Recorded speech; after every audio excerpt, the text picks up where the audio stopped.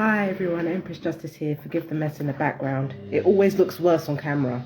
Hang on. Oh shit. Let me just move it. Yep, there we go. How you guys doing? So if you'd like to check out daily readings, you can check them out on Twitter, Instagram and Facebook. If you'd like to check out the full moon ingesta reading, it is full moon today. Happy full moon. If you'd like to check that out on Empress Justice Tarot YouTube, you can do that now. There's also the June 2022 reading. Be interesting to see how far we've progressed. If you'd like to check that out on Empress Justice Tarot YouTube, you can do that as well. Alright, so what I'm doing, I'm hoping I haven't covered the mic. What I'm doing, I'm going to try to do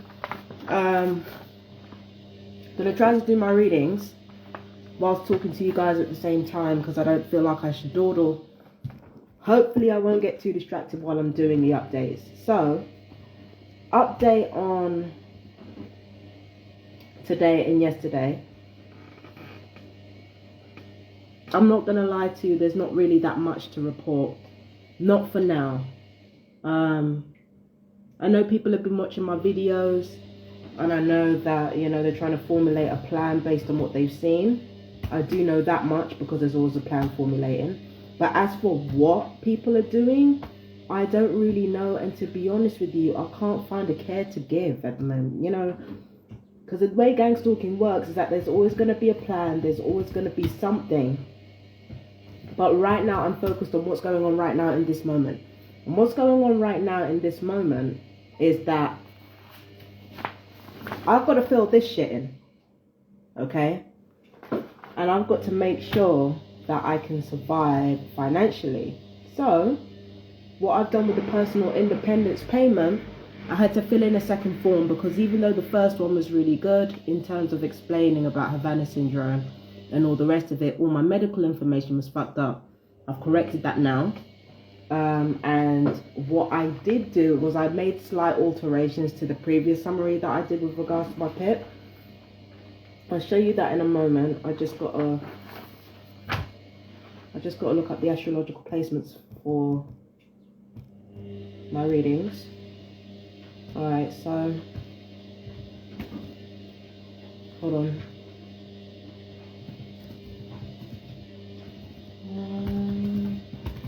Okay. So I've got to look that up now. So yeah, update on yesterday. Of course, because I haven't lied about anything, people are trying to tie themselves in knots, trying to find a sort, you know, a kind of discrepancy in everything that I've said. And honestly, they're not going to find any, because, you know, when it comes to gang stalking, I don't lie, even if it makes me look bad. So, I believe that two things are happening. I believe, one, there's this effort to try and find some discrepancy in anything that I've said, and two, people are going to try to find a scapegoat, because that's what the gang stalkers do. They always try to find a scapegoat, and if they can't make you into a scapegoat, then they'll find someone within their own ranks to turn into a scapegoat. So that's what they do. Sorry about the machine in the background, by the way. So that's what I believe is going on. That's what probably is going on. Either way, don't care. Actually, what you should check out is my carry review on Facebook.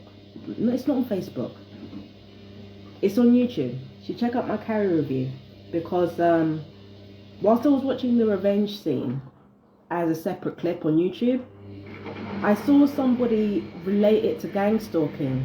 I can't remember the username, but they related it to gang stalking, and they said this is what all gang stalkers deserve. And it got me thinking about my experiences with gang stalking and how true I really find that statement. And, you know, you should look at that video. It's really, really interesting. You might not get what you expected, because a lot of people, you know, because people are so understandably angry with being fucking electronically tortured and isolated from people and lied about, because people feel so angry and disgusted with the treatment that they've been subjected to, as far as they're concerned, no amount of torture is bad enough for the perps, as far as they're concerned. But given everything that I've been through with these perps, I have a different mindset, and I'm starting to realize that it's a lot more complex than that. Why is this repeating again? I'm starting to realize the whole understanding how bullies work and how gang stalkers work. It's so much more complex than that. You can't just say, you know, this should happen to all perps, because justice is a very complex thing.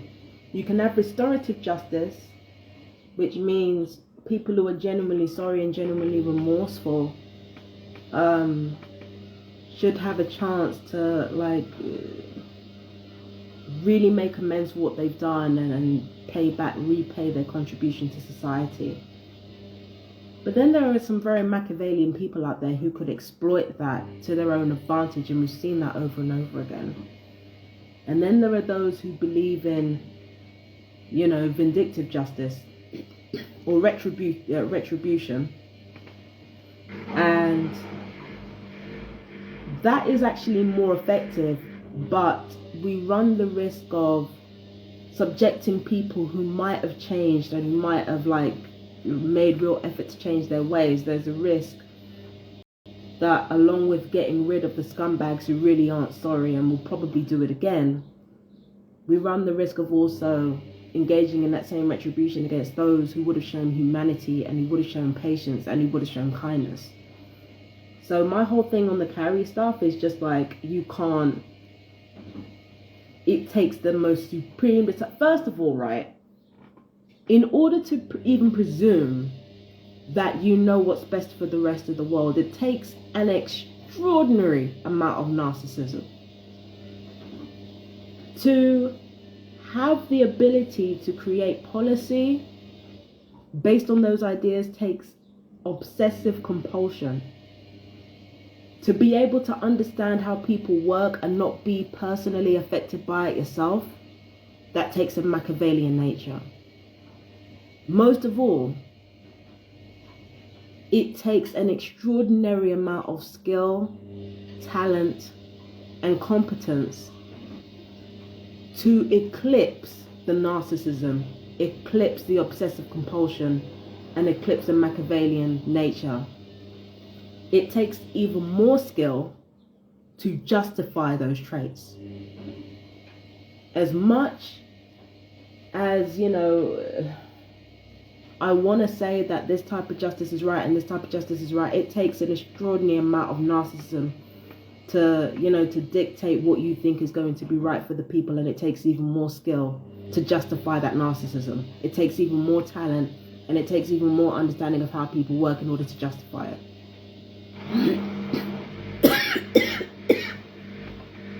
So this whole discussion of justice and what it involves and how people should be met with it and what type of people should have what, it's way more complex than we think it is. It's so much more complex than we think it is.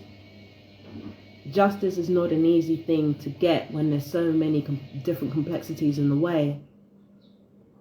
It's just it's difficult. And then another thing we have to consider is that without evil in the world there's no good, and without good in the world there's no evil. And having to maintain power and having to make sure everybody's happy, it involves, like, kind of walking that tightrope and kind of getting ahead of people's blindness. It's like taking people's blindness and taking people's line of least resistance and moving it towards direction in which you need it to go. That seems to be the only way that justice can really be achieved. But this is the problem. This is something that our politicians, the people who are engaged in gang stalking, and the people who are, you know, the billionaires of the world, the first trillionaire in Elon Musk's case.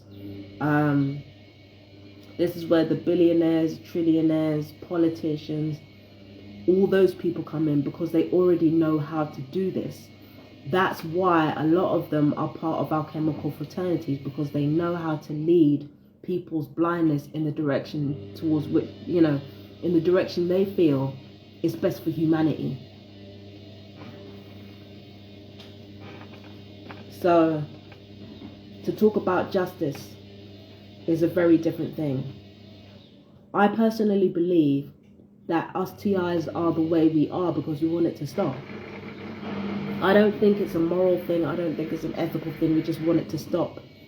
So our minds become focused on what we believe to be justice. But the thing is, justice is not what we want it to be. Justice is just like truth. Justice has no sides. It has no sides in this equation. And that's the most difficult thing to come to terms with as a targeted individual who's getting burned every day, who's getting brain damaged every day, who's having psychological campaigns against them, lies on their medical records, like making them look as crazy or as bad as possible. Like the most complicated and horrible truth to deal with is that right and wrong might not be complicated. Right and wrong isn't complicated, but justice is.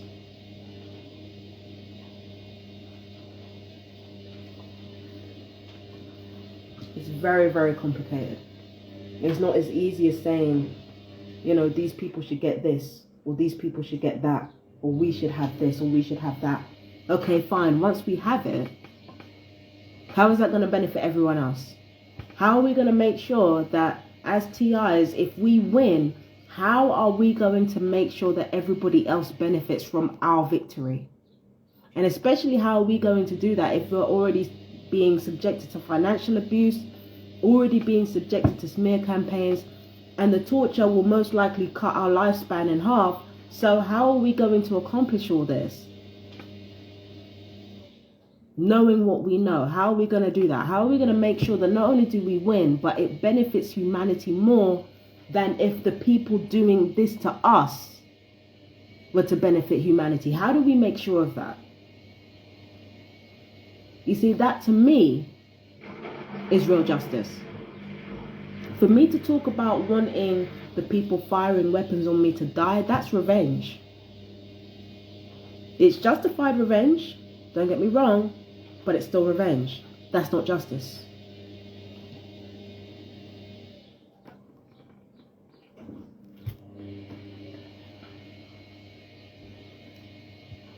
And the thing is, war is a complex thing.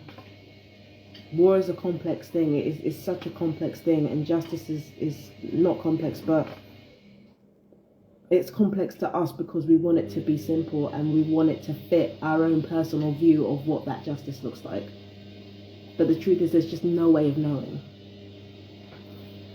Let me get on with this reading here.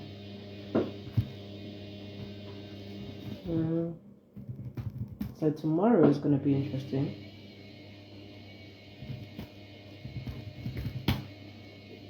Tomorrow is going to be very interesting indeed. What does it entail? You have to see. I'm not going to tell you.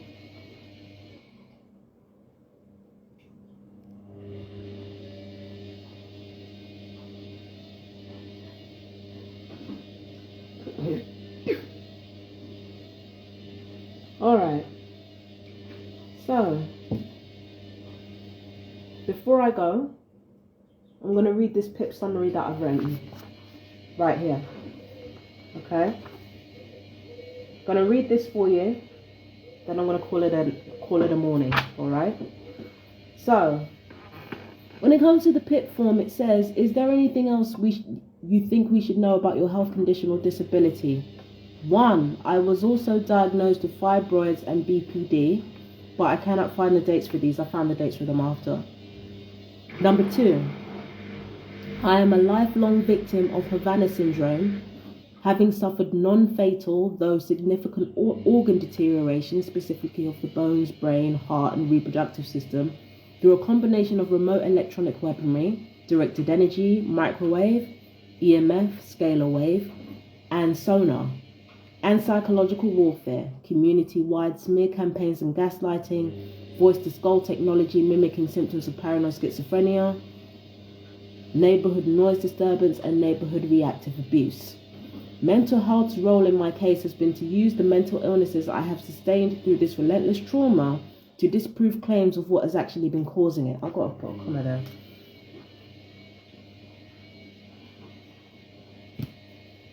I have been diagnosed with multiple disorders related to psychosis and schizophrenia, when the truth is, my malaise is actually closer to fibroids, undiagnosed autism, both varieties of PTSD and borderline personality disorder, the latter two of which have been sustained from a lifetime of abuse up to now. To my knowledge, there are millions of victims of Havana syndrome whose torture is being dressed up as other diagnoses, such as the aforementioned paranoid schizophrenia and psychosis, but also potentially fibromyalgia. Many of the symptoms of fibromyalgia in particular sound like the experiences of Havana syndrome victims. Seeing as Havana syndrome causes sporadic health issues that interfere with normal studies or gainful employment, and seeing as the psych warfare component also includes financial abuse, I do need all the assistance I can get financially. So the last summary that I wrote was pretty confrontational. I was basically saying to the government, listen, if you want to pay to blast people with electronic weaponry, if you wanna like fork out that much money to go to war with the fucking public, then you can pay the fucking bill, is basically what I said in the last one. But in this one, I decided to be a bit less confrontational and just say, look, I'm going through this is happening, so I need the money. And I have got all the information I need. So what I'm going to do is I'm going to send that off tomorrow. And yeah, make sure I get it in before that deadline. And as for the medical information, I can send that off later. I just called the PIP and they said it's not necessary to send the medical information immediately. I can send it basically after I've sent the form. So, let me see. Got to write down the address. See if I can find a piece of paper. The mess back here is on another level. Well, let me just see if I can find it. Alright? Let me see. It always looks worse on camera. Like, in real life, it's like, it's nothing. But on camera, it just looks absolutely awful. Alright, free post.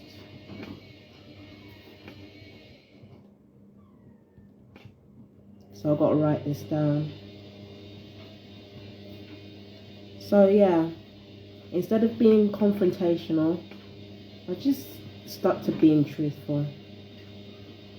You know, it's important to do that.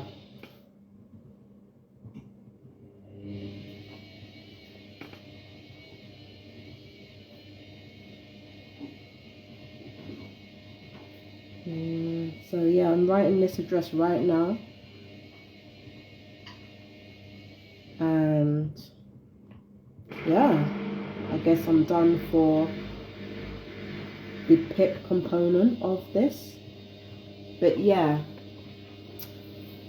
it's been a rough month, I'm not gonna lie. But at least, like, from the full moon perspective, it had a kind of a good outcome. I'm gonna get on with these readings now, so I've got to talk to you guys later. Peace and blessings. I love you guys so much, my fellow TIs. You are amazing as always. Thank you for your support, and yeah, thank you for still being here. I love you guys. Take care. Bye bye.